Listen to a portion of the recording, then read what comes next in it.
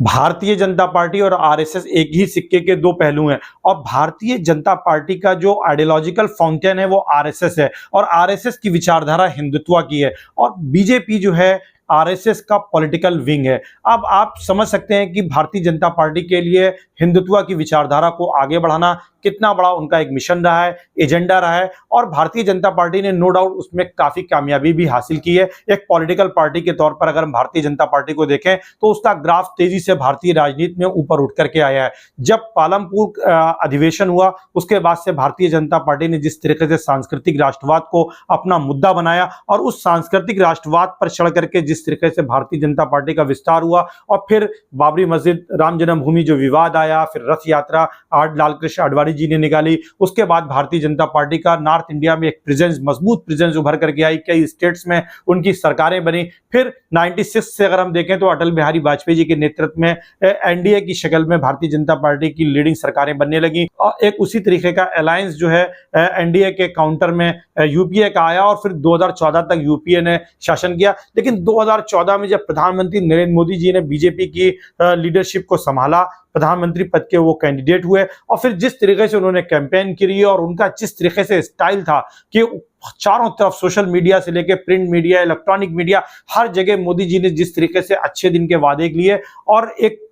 Campaign चलाई, उसके बाद बीजेपी को पूरी पहली बार 283 सीटों की मेजॉरिटी मिली और भारतीय जनता पार्टी ने सरकार बनाई। 2019 में राष्ट्रवाद की आंधी में भारतीय जनता पार्टी ने उससे भी बड़ी मेजॉरिटी हासिल करी और 303 सीटें हो गई। लेकिन इसका ये जो कार्यकाल था भारतीय जनता पार्टी का 2019 से 2024 का जो कार्यकाल था, अगर देखा जाए तो यहाँ कई बड़े फैसले हुए और जो कि विचारधारा से जुड़े हुए थे। 370 को स्क्रैप कर दिया गया, बाबरी मस्जिद राम जन्मभूमि विवाद का समाधान हुआ, सुप्रीम कोर्ट ने एक फैसला दिया, वहां पर एक भव्य राम मंदिर का निर्माण हुआ जिसकी प्राण प्रतिष्ठा जनवरी 2024 में प्रधानमंत्री नरेंद्र मोदी जी ने लोकसभा चुनावों के पहले की।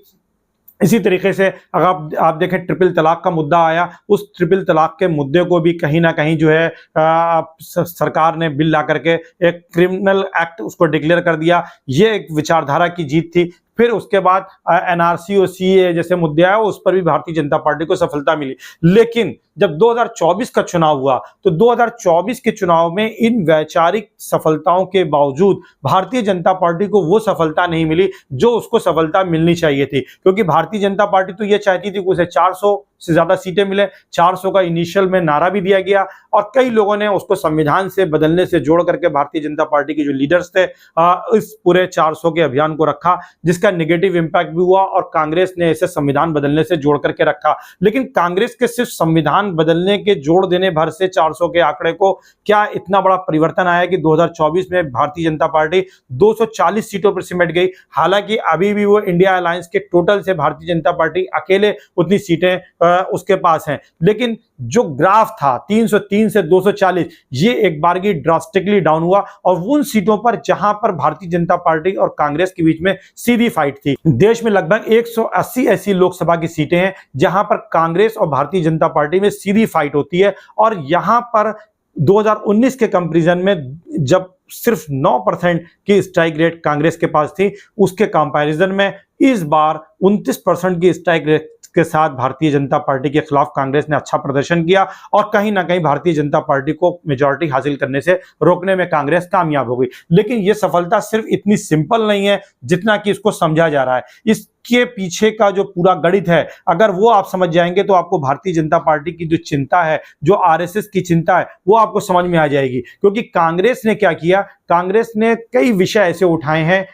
अपनी न्याय यात्रा के दौरान, जो कि उनकी दूसरी यात्रा थी। उससे पहले भारत जोड़ो यात्रा की राहुल गांधी ने यात्रा की, उससे जो उनको एक अनुभव मिला, जो लोगों के साथ उनका पीपल टू पीपल कांटेक्ट हुआ, उसके बाद उनकी पर्सनालिटी में जिस तरीके से चेंज आया, एग्रेशन आया राहुल गांधी के, उसके बाद भारतीय राजनीति में एक बड़ा परिवर्तन आया। और राहुल गांधी ने क्या किया, जातीय जनगणना, कास्ट सेंसस को अपना एक प्रमुख मुद्दा बना लिया और ये वो मुद्दा था जिसने अपील की उन लोगों की जो अपने को कहते हैं कि हमारी 85% की भागीदारी है। उनको एक लगा कि सेंट्रल में एक ऐसी पावर पार्टी है, एक ऐसी राष्ट्रीय पार्टी उभर करके आई है भारतीय जनता पार्टी के कंपैरिजन में, जो कि राष्ट्रीय स्तर पर जातीय जनगणना की बात कर रही है। और अगर कांग्रेस जातीय जनगणना के लिए तैयार हो जाएगी तो फिर जो रीजनल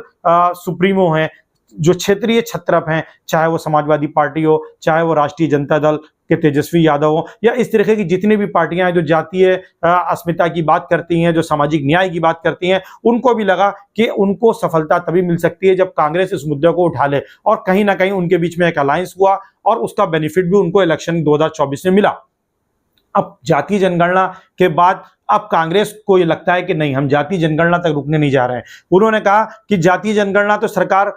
अभी जनगणना होने जा रही है, 2021 वाली जनगणना कोरोना के चलते नहीं हुई थी, अब ये जनगणना होने जा रही है, हो सकता है इसमें एक कॉलम दे दिया जाए, SC ST की जनसंख्या पहले ही जो है जनगणना में आती है, OBC के लिए भी एक कॉलम बन जाएगा और कुल जनसंख्या में उनकी हिस्सेदारी आ जाएगी, एक OBC टोटल पॉपुलेशन का कितना है। लेकिन अब राहुल गांधी ये कह रहे हैं कि हमारा ऑब्जेक्टिव सिर्फ जातीय जनगणना नहीं है, सिर्फ कास्ट सेंसस नहीं है, बल्कि हम इससे आगे की बात कर रहे हैं। जातीय जनगणना से जो डाटा आएगा वो OBC के कॉलम में नहीं होगा, बल्कि वो किस कॉलम में होगा कि इतने इस जाति के लोग हैं, इतनी इस जाति के लोग हैं, इतनी इस जाति के लोग हैं, और ये पॉलिसी मेकिंग फाउंडेशन के तौर पर काम करेगा, और ये एक बहुत बड़ी बात है। फिर उसके बाद उन्होंने एक दूसरी चीज जोड़ दी कि हम आरक्षण का जो कैप लगा हुआ है 50% का, वो 50% का कैप भी हम हटा देंगे। अब ये दो चीजें ऐसी आ गई हैं कि जिसके चलते भारतीय जनता पार्टी को कई ऐसे डिसीजन जो हैं रोल बैक करने पड़ गए हैं। और अगर आप देखें इस पूरी सरकार को, तो ये पूरी सरकार कहीं ना कहीं जब से आई है जून में,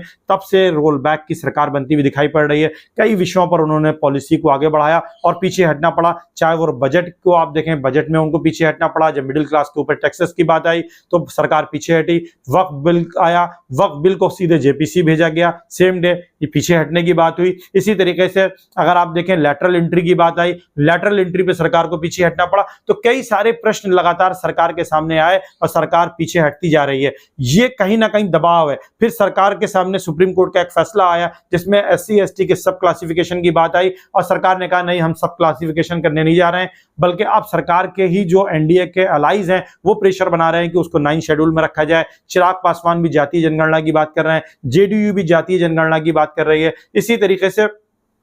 अगर हम देखें तो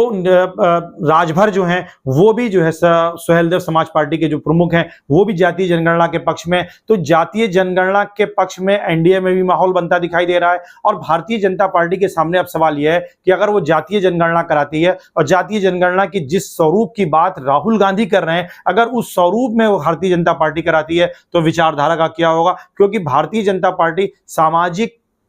रूप से हिंदुओं की एकता की समर्थक रही है, यानी जातीयता के विरोध में रही है और हिंदुओं को समग्रता में एक साथ इकट्ठा होने की बात करती है। और इसी बात को अगर हम देखें इलेक्शन से पहले, यानी जो बाइपोल इलेक्शन उत्तर प्रदेश के होने या महाराष्ट्र हरियाणा झारखंड के जो है असेंबली इलेक्शन होने, कि अभी माननीय योगी आदित्यनाथ जी जो कि उत्तर प्रदेश के मुख्यमंत्री हैं और उन्होंने ये कहा कि बटेंगे तो कटेंगे। ये स्टेटमेंट बहुत इंपॉर्टेंट है। ये स्टेटमेंट सामाजिक न्याय से जुड़ा हुआ है और ये जो सामाजिक न्याय है वर्सेस हिंदुत्व, ये दो विचारधाराएं अब हैं। अब लोग सामाजिक न्याय के साथ खड़े होंगे या हिंदुत्व के साथ खड़े होंगे, क्योंकि हिंदुत्व के साथ जब आप खड़े होते हैं तो आपके लिए जातीय जनगणना का जो स्वरूप राहुल गांधी उठा रहे हैं कि सबकी जनसंख्या काउंटिंग हो जाए, उसके आधार पर भागीदारी मिले कि किसकी कितनी जनसंख्या और किसकी कितनी भागीदारी है और होनी आगे चाहिए। और 50% की रिजर्वेशन की जो कैप है उसको वो खत्म करने की बात कर रहे हैं। अब क्या भारतीय जनता पार्टी 50% रिजर्वेशन की कैप को समाप्त कर सकती है? क्या जातीय जनगणना की जिस स्वरूप की बात राहुल गांधी कर रहे हैं, क्या वो समाप्त उसको कराने के लिए वो तैयार होगी? ये वो लैटरल एंट्री को हालांकि भारतीय जनता पार्टी ने पीछे खींच लिया है, लेकिन लैटरल एंट्री को रोक करके क्या एक संदेश जो कोर वोटर है उनके बीच में गया है, वो भारतीय जनता पार्टी के लिए एक विचारणीय बिंदु है, एक थिंकेबल पॉइंट है कि उस पर वो क्या आगे अपने कोर वोटर को जवाब देंगे, ये एक बड़ा सवाल है। और अगर हिंदुत्व के बड़े छतरे से ये लोग जो जातियां निकल जाएंगी, जो सोशल इंजीनियरिंग के रूप में लाई गई हैं, जिनको जोड़ा गया है, वो अगर निकल करके सामाजिक न्याय के साथ जुड़ जाएंगी, तो ऐसी सिचुएशन में भारतीय जनता पार्टी जो है अपने कोर वोटर के साथ क्या सरकार बनाने की स्थिति या इलेक्शन जीतने की स्थिति में रहेगी? ये वो सवाल है जो हिंदुत्व के ऊपर सवाल खड़ा करता है। और अगर हिंदुत्व की राजनीति कमजोर पड़ेगी तो सामाजिक न्याय की राजनीति उभर करके आएगी। और सामाजिक न्याय एक ऐसा लिक्विडेटिव पॉलिटिकल आइटम बन गया है राहुल गांधी के लिए कि वो बार बार इसका इस्तेमाल करेंगे और इसको एक्सप्लॉइट करने की कोशिश करेंगे, और जो रीजनल छत्रप हैं वो उनको सपोर्ट कर रहे हैं, इसलिए सपोर्ट कर रहे हैं कि उनके इंटरेस्ट राहुल गांधी के इंटरेस्ट से टकरा नहीं रहे। जैसा कि आपको मालूम है कि अखिलेश यादव का अभी ऑब्जेक्टिव प्राइम मिनिस्टर बनने का नहीं है, तेजस्वी यादव का प्राइम मिनिस्टर बनने का कोई ऑब्जेक्टिव नहीं है, और ये लोग सामाजिक न्याय के अगुआ रहे हैं, सामाजिक न्याय की लड़ाई लड़ते रहे। हालांकि इन पर जातीय राजनीति की बात होती रही है कि जाति की राजनीति करते हैं, लेकिन जाति की राजनीति के साथ साथ ये सामाजिक न्याय भी करने में इनका एक योगदान, कंट्रीब्यूशन से इनकार नहीं किया जा सकता है। अब यहीं पर भारतीय जनता पार्टी के सामने एक सवाल है कि वो किस तरीके से इस सामाजिक न्याय के आंदोलन को रोकेगी, क्योंकि जैसे जैसे और इसके पीछे अगर वो उग्र हिंदुत्व की नीति को अपनाती है तो क्या उस उग्र हिंदुत्व की पॉलिसी में क्या सामाजिक न्याय से जुड़ी हुई जो सामाजिक जातियां हैं, जो भारत की ओबीसी जातियां हैं, क्या वो भारतीय जनता पार्टी के फेवर में फिर से गोलबंद होंगी, हिंदुत्व के लिए गोलबंद होंगी? एक तरफ हिंदुत्व है, दूसरी तरफ सामाजिक न्याय है। क्या ये जातियां जो सामाजिक न्याय के लिए संघर्षरत हैं, जो बाबा भीमराव अंबेडकर को अपना आइडियल मानती हैं, भगवान मानती हैं, क्या वो जातियां हिंदुत्व के खातिर अपने सामाजिक न्याय के इस अवसर को खोना चाहेंगी? ये सबसे बड़ा सवाल है, और यही सबसे बड़ा सवाल भारतीय जनता पार्टी को परेशान कर रहा है कि अगर ऐसा कुछ हुआ, अगर सामाजिक न्याय के आंदोलन में ये जातियां शामिल हो गई, भारतीय जनता पार्टी की जो सोशल इंजीनियरिंग है, जो सामाजिक दायरे को आगे बढ़ाती है, जिसके बल पर उसने 2 बार पूर्ण बहुमत की सरकार बनाई और तीसरी बार भी नरेंद्र मोदी जी सरकार बनाने में सफल हुए, वो क्या अब बिखर जाएगा? वो सामाजिक ताना बाना बिखरेगा, और राजनीतिक रूप से जो संगठित था, भारतीय जनता पार्टी को वोट कर रहा था, क्या वो शिफ्ट होकर कांग्रेस के पास चला जाएगा? यही वो सवाल है जिसका समाधान भारतीय जनता पार्टी को ढूंढना है, और जिसके चलते हिंदुत्व की पॉलिटिक्स जो है संकट में। ये